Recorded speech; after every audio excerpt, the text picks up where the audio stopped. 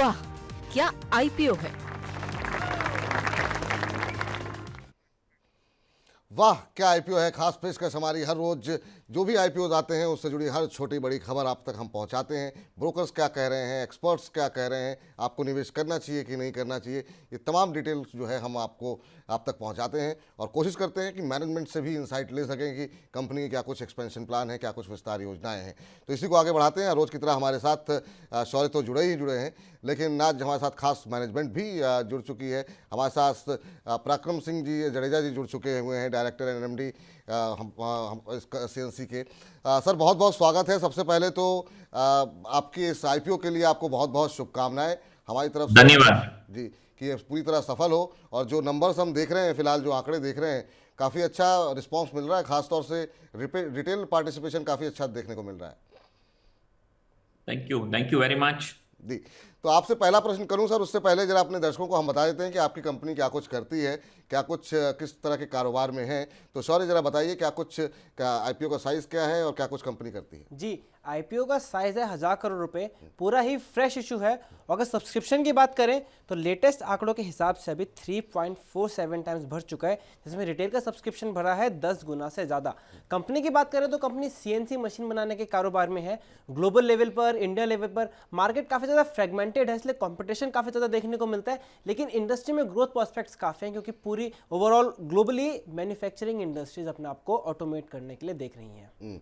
Sir ज़्यादातर आपसे जानना चाहेंगे सर जडेजा साहब कि बहुत लोगों से कल मेरी बातचीत हो रही थी, कुछ एक जो कंसर्न नज़र आए हैं वो ये नज़र आए हैं। एक तो डेट को लेकर के लोग कह रहे हैं कि वो एक कंसर्न है। दूसरा, ब्रोकर्स ज़्यादातर लॉन्ग टर्म के लिए अप्लाई करने के लिए कह रहे हैं कि देखना पड़ेगा लिस्टिंग के बाद कि किस तरह के नतीजे आएंगे। तो अभी आपकी क्या एक्सपेंशन प्लान्स हैं सर। सो बेसिकली जो हमारी आपने बताया डेट के बारे में, तो लार्जली डेट हम लोग रीपे कर रहे हैं राइट नाउ। आईपीओ प्रोस्पेक्ट्स हैं एंड हमारी डेट इक्विटी रेशियोज जो है वो करीब 0.25% तक रह जाएंगे यहाँ पे। और अगले 3 साल के अंदर हम लोगों की स्ट्रेटेजी ये बनेगी कि हम लोग कंप्लीटली डेट फ्री कंपनी हो जाएंगे। जी दूसरा, ये सारा जो डेट है वो जो हम लोगों ने कंपनी का एक्सपांशन के लिए और वर्किंग कैपिटल डेट्स जो है उनको ये भी हम लोग पूरा रीपे कर रहे हैं यहाँ पे। और हमारी जो कैपेसिटी जो बनी हुई है 2 साल के लिए, अभी कोई कैपेक्स का प्लान नहीं, हम लोग पूरा यूटिलाइजेशन पे जाएंगे। और हमारा जो रोबोस्ट ऑर्डर बुक है वो उनको हम लोग एग्जीक्यूशन के अंदर ही लगेंगे और 2 साल के अंदर हम लोग करीब 90% का हमारा यूटिलाइजेशन आएगा। उसके बाद फिर एक्सपांशन पे हम जाएंगे। यहाँ पे हमारे पास काफ़ी अपॉर्चुनिटीज आई हुई है इंडिया में, ये मैन्युफैक्चरिंग सेक्टर में। तो आगे जाके हम लोग एक्सपांशन भी जरूर सोचेंगे यहाँ से। जी सर, चलिए अगर आपने एक्सपेंशन की बात करी है जैसे, तो इंडिया में अगर देखें तो आपकी इसमें लिखा हुआ था कि मोस्टली डोमेस्टिक कंपनियां ऑटोमोटिव सेक्टर को कैटर करती हैं, और आपका जो लेटेस्ट ऑर्डर बुक देखें तो वो डिफेंस से आ रहा है सबसे बड़ा। तो क्या उस सेक्टर में आपको कंपटीशन देखने को मिल रहा है? लेकिन ये भी था क्योंकि ऑटोमोटिव वो करती है इसलिए इंपोर्ट करना पड़ता है। तो डिफेंस सेक्टर में किस तरह कंपटीशन देखना पड़ रहा है? ग्लोबल लेवल से कंपटीशन है या फिर वहां पर आपको कुछ आसानी मिल रही है इस चीज़ में? सो बेसिकली मैं आपको बताऊं कि ज्योति जो है उन्होंने बहुत पहले, आज से 15 साल पहले हमने इसको विजुलाइज किया था। हमारा पाथ को, हमारा विजन को हमने पूरा क्लेरिफाइड किया था। वो हिसाब से हमने एक टेक्नोलॉजी, एरोस्पेस एंड डिफेंस, हमें लग रहा था कि आगे जाके मैन्युफैक्चरिंग इंडिया में काफ़ी आएगी यहाँ पे और हमें यहाँ पे टेक्नोलॉजी की ज़रूरत पड़ेगी। तो हमने एक कंपनी को भी एक्वायर्ड किया है जो फ्रांस की कंपनी है। 100 साल पुरानी कंपनी है जिसका बेस जो है एरोस्पेस एंड डिफेंस में है। तो हमने उनसे काफ़ी कुछ सीखा है, टेक्नोलॉजी को एब्जॉर्ब किया है। और आज के दिन में जो ये गवर्नमेंट की जो मेक इन इंडिया, आत्मनिर्भर भारत एंड जो पीएलआई स्कीम्स वगैरह हुई है, वो हिसाब से आगे यहाँ पे आज ग्रोथ यहाँ पे आ गया है। यहाँ पे हम देख सकते हैं कि ये सारी इंडस्ट्रीज जो है, लेट्स से टाटा जो है, भारत फोर्ज है, ये सारी कंपनियां अब बैकवर्ड इंटीग्रेशन करके वो एरोस्पेस एंड डिफेंस में आ रही है और हम लोग उनको ज़्यादा सर्व करेंगे यहाँ। जी अभी आपने कहा कि आपने हाल ही में जो है एक एक्विजिशन किया है फ्रांस के अंदर, आगे कोई एक्विजिशन प्लान कर रहे हैं क्या, और अगर होगा तो क्या कोई कंपनी आइडेंटिफाई की हुई है आपने। नहीं, अभी हमारा कोई कंपनी एक्विजिशन का कोई प्लान नहीं है। अभी जिस तरह से जो हमें जो एक्विजिशन किया है और टेक्नोलॉजी को जो एब्जॉर्ब किया है, तो उसको हम लोग अभी एग्जीक्यूट करके यहाँ से हमारा जो बिजनेस हो उसको बढ़ाएंगे यहाँ। जी सर, सीएनसी मशीनिंग का बिजनेस काफ़ी ज़्यादा फ्रेगमेंटेड है। आप इंडिया में थर्ड लार्जेस्ट प्लेयर है, लेकिन आपके पास सिर्फ 10% मार्केट शेयर है। बहुत सारे प्लेयर्स हैं, तो यानी टफ कंपटीशन में फिर प्राइसिंग पावर कम हो जाती है और फोकस होता है कि प्रोडक्ट को नहीं, डिफरेंशिएट करें। आपको मैं बताऊं ऐसा नहीं है। जी हम लोग सिर्फ 4 से 5 मैन्युफैक्चरर हैं। बाकी जो 65% जी मशीन जो है वो इंपोर्ट हो रही है। जी और ज्यादातर ये जो मशीन है वो जापान एंड जर्मनी से आ रही है। सो जी अगर इंडिया का 35% अगर आप देखेंगे, ओके, सो बाकी का 65% जो है वो ये हाई एंड मशीनें हैं। टेक्नोलॉजी के यहाँ पे गैप है। इसीलिए हम लोगों ने काफी तक पिछले 15 साल से टेक्नोलॉजी के अंदर ही हम लोगों ने इन्वेस्टमेंट किया है। और आज जो है वो हम लोग मार्केट शेयर बढ़ाने के लिए जा रहे हैं। जी। अभी अगर हम देखें तो आपकी जो कुल आय का 80% हिस्सा जो है वो घरेलू बाजार से ही आ रहा है। क्या भविष्य में संभावनाएं तलाशने के लिए आप क्या बाहर एक्सपेंशन की कोई योजना बना रहे हैं कि बाहर से किस तरीके से आप अपने कामकाज को बढ़ाएंगे, उसके लिए क्या कुछ प्लानिंग है आपकी? हाँ, तो मैं आपको बताऊं कि ये लास्ट ईयर जो है उसमें 80% है और 20% समझो एक्सपोर्ट्स हैं। पर अगर आज के दिन का आप हमारा ऑर्डर बुक देखेंगे, जी। जो 3300 करोड़ की जो ऑर्डर बनी हुई है, जी उसमें 1900 करोड़ जो है वो एरोस्पेस एंड डिफेंस एंड वो यूरोप मार्केट से है, यानी वो सारा एक्सपोर्ट्स है। ओके, यानी अगले टाइम के अंदर ये 20% जो है वो 40% आपको होता हुआ दिखने को मिलेगा। जी सर कुछ पूछना चाह जी रहे थे आप? जी, आप सर। पूछ लीजिए, उसके बाद फिर आखिरी सवाल जी करते हैं। जी। बिल्कुल सर, एक ही क्वेश्चन है, आप इनोवेशन पे तक करते हैं तो आपका R&D पे रेवेन्यू कितने परसेंट तक एक्सपेंडिचर होता है? सो R&D पे हम लोगों का लास्ट ईयर तक करीब 4.5% है। जी जी। सर एक और कंसर्न जो तमाम जो एक्सपर्ट और ब्रोकर से हमने बातचीत की, तो एक तो जो कर्ज वाली बात थी उस पर आपने क्लैरिटी दे दी, और दूसरा था कि जो प्राइस बैंड रखा गया है, जो वैल्यूएशन है, ये शिकायत रहती है लोगों की, उसमें जो है रिटेल निवेशकों के लिए टेबल पे कुछ छोड़ा नहीं गया है। कोई कमेंट करना चाहेंगे, कोई टिप्पणी होगी आपकी इस पर? मैं आपको ये वैल्यूएशन के बारे में आपको बताता हूँ कि ये पूरा एक बुक बिल्ड एक्सरसाइज किया गया था। एंड जो भी ये आपने हमारे जो एंकर्स की बुक देखेंगे तो सारे जो नाम हैं आप उसके अंदर देखिए, सारे अच्छे कंपनीज आए हुए यहाँ पे। एंड हम इन सब लोगों को, हम जो कस्टमर के साथ काम कर रहे हैं, जो सेक्टर में काम कर रहे हैं, और जो हमारी ऑर्डर बुक पोजीशन है, बिल्कुल। उसको अगर हम 2 साल के अंदर हम लोग उसको एग्जीक्यूशन करने जा रहे हैं, वो हिसाब से अगर आप देखेंगे, और हमारी जो ये सब्सिडरी कंपनी है, ये पिछले 3 साल से जो कोविड के हिसाब से वहां पे बाहर निकली है, और पूरा ऑर्डर बुक वहीं बना हुआ है, और एरोस्पेस एंड डिफेंस में हमारे मार्जिन्स भी काफी अच्छे हैं। तो आप सोच सकते हैं कि आगे जाके जो है वो जी। क्या टर्न अराउंड आप देखने को मिलेगा वहां। चलिए सर, हमारी तरफ से पूरी बहुत बहुत शुभकामनाएं आपको। आपका आईपीओ वैसे तो सफल होता हुआ दिख ही रहा है, सबके सब जो आंकड़े हैं, नंबर्स हैं, वो अपने आप बोल रहे हैं। अच्छी लिस्टिंग हो, आपके निवेशक भी खुश रहें, आपके कस्टमर भी खुश रहें, और नए साल की आपको बहुत बहुत शुभकामनाएं, और ये साल आपके लिए भी अच्छा रहे। थैंक यू, आपको भी थैंक यू। धन्यवाद सर। चलिए अब आगे बढ़ते हैं और बाकी डिटेल जरा सौर्य से पूछ लेते हैं कि अभी ग्रे मार्केट प्रीमियम क्या चल रहा है। इसके बारे में हमने बातचीत नहीं की थी, अभी क्या स्थिति देखने को मिल रही है सौर्य? जी, ग्रे मार्केट प्रीमियम की बात करें तो घटता हुआ नजर आया है। 2 दिन पहले ग्रे मार्केट प्रीमियम 100 रुपये पर पहुंच गया था। लेटेस्ट आंकड़ों के हिसाब से भी 70 रुपये का ग्रे मार्केट प्रीमियम चल रहा है, यानी पहले 30% की प्रीमियम पर लिस्टिंग दिखा रहा था, और अभी के ग्रे मार्केट के हिसाब से 20% के प्रीमियम के आसपास लिस्टिंग नजर आ रही है।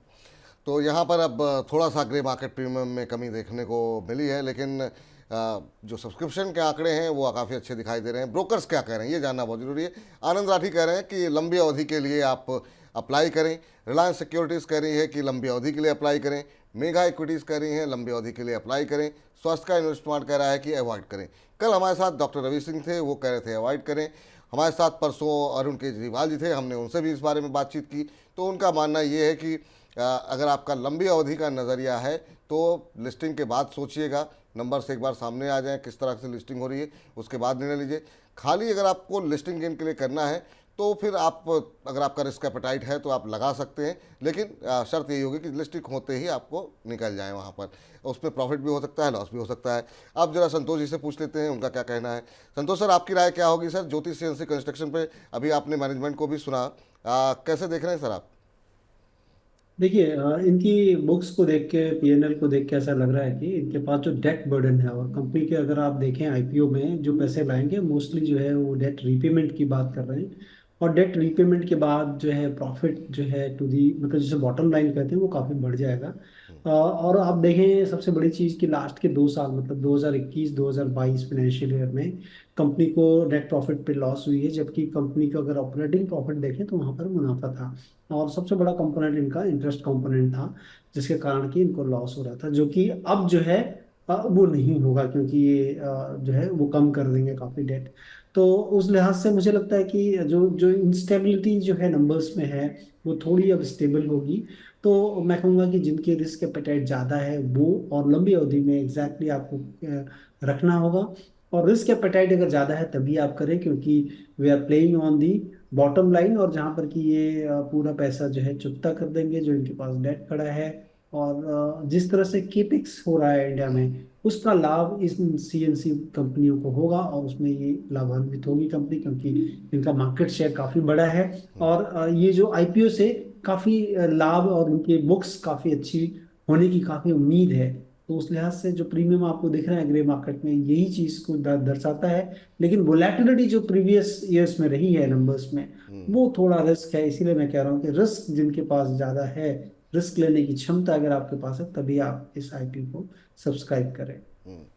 तो अगर आप जोखिम लेने के शौकीन हैं और थोड़ा बहुत खतरा उठाना चाहते हैं तो बिल्कुल आप अप्लाई कर सकते हैं। ये संतोष जी की राय यहाँ पर निकल करके आती हुई। तो तमाम पहलुओं को लेकर के हमने आपको जानकारी दे दी कि क्या रणनीति आपकी होनी चाहिए। कुछ एक एसएमई आईपीओ पे भी कुछ अपडेट है क्या शौर्य? जी, एक एसएमई आईपीओ खुला हुआ है आईबीएल फाइनेंस, और वो अभी लेटेस्ट आंकड़ों के हिसाब से 6 गुना ज़्यादा सब्सक्राइब हो चुका है। ये 12:30 बजे तक ही हो गया था, और जीएमपी हालांकि इसका 0 रुपये का चल रहा है। अभी देखिए तो लगभग 7 गुना के आसपास आईपीओ बढ़ गया, बिल्कुल लेटेस्ट आंकड़ों के हिसाब से। चलिए, तो काफ़ी अच्छे सब्सक्रिप्शन के आंकड़े देखने को मिल रहे हैं और एसएमई क्षेत्र में कुछ ज़्यादा ही उत्साह देखने को मिल रहा है। तो आईबीएल फाइनेंस सर, अगर आपने कहीं देखा हो, आप कोई टिप्पणी करना चाहेंगे एसएमई क्षेत्र की कंपनी?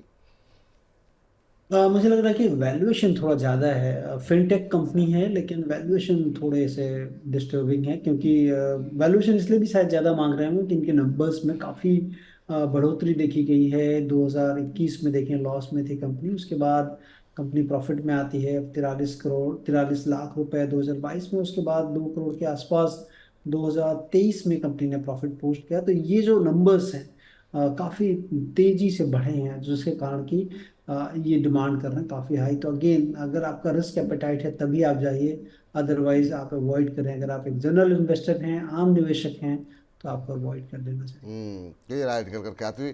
चलिए, कुछ एक सवाल जो आए थे जिसपे हमने कहा था, वादा किया था कि हम अवश्य आपके प्रश्नों का उत्तर देंगे। साकिब अजमल साहब कह रहे थे कि मेरा सवाल लग रहा है आज नहीं लेंगे, लेकिन बिल्कुल आपका सवाल ले रहे हैं सर। कह रहे हैं मुथूट माइक्रो फाइनेंस में से कुछ अपसेट हूँ। मैं कह रहा हूँ आपका शो रेगुलर देखता हूँ, लेकिन अपसेट हूँ मुथूट माइक्रो फाइनेंस को लेकर के। आईपीओ में मिला था और ऐड करना चाहता हूँ, कहाँ पे करूँ? सर, ये मुथूट पे बहुत लोग फंस गए हैं। वो कह रहे हैं कि मतलब काफ़ी उत्साह था, मुथूट का नाम था, तो उस चक्कर में, हालांकि हमारे मंच पे तो हमेशा यही बताया गया कि महंगा है। आपने भी कहा था कि महंगा है शेयर आईपीओ जो है। अब क्या करना चाहिए? क्या फ्रेश एंट्री दोबारा जो है एवरेज करने की कोशिश करनी चाहिए या अभी फिर एग्जिट करें? देखिए, मैं तो हम लोग तो जैसा कि आप ठीक बता रहे हो कि आपने अवॉइड की बात की थी, क्योंकि सपोर्टिव नहीं थे नंबर। और चूंकि एक अच्छी प्रमोटर या पेरेंटेज जिसे हम कहें अच्छी थी, उसका लाभ ये लेकर काफ़ी महंगा शेयर लेकर आए थे। तो उस लिहाज से मैं कहूँगा कि आपको ऐड तो न करें, क्योंकि आपने एक ऑलरेडी गलती की है। और बजाय कि हमारे हिदायत देने के बावजूद भी आपने गलती की है, तो दोबारा वो गलती ना करें। इसलिए मैं कहूँगा कि आप जो आपको निचले स्तरों पर इसको और ऐड न करें। निचले स्तरों पर और ऐड ना करें, ये राय निकल करके आती हुई आपके लिए। तो फिलहाल जो है योगी जी कह रहे हैं अब तो आपने राम राम लेना भी छोड़ दिया। अरे माफ़ कीजिए योगी जी, ऐसा नहीं है लेकिन ये है कि कार्यक्रम का फ्लो ऐसा रहता है, कई बार जो है निगाहें जो है मिस कर जाती हैं, तो क्षमा चाहते हैं आपसे।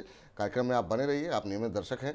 तो हमारे इस खास सेगमेंट को फिलहाल के लिए यहीं पर समाप्त करते हैं।